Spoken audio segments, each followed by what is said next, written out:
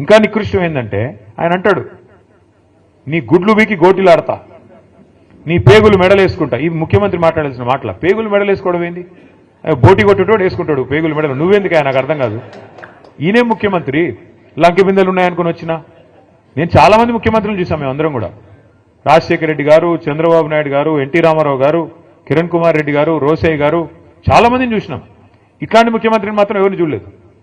కేసీఆర్ గారు ఒకరు కాదు, ఇంతమంది ముఖ్యమంత్రులను చూస్తే ఈరోజు ఇంత విచిత్రమైన ముఖ్యమంత్రి.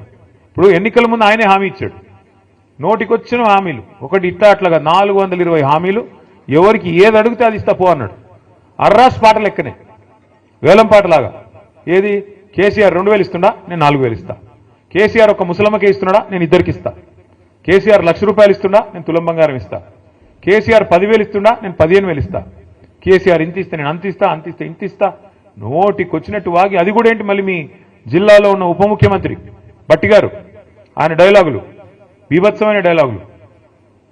ఈ గ్యారంటీ కార్డు భద్రంగా పెట్టుకోండి, మేము వస్తానే ఉన్నాం, జాగ్రత్తగా దాచిపెట్టుకోండి, ఉన్నాం మిమ్మల్ని.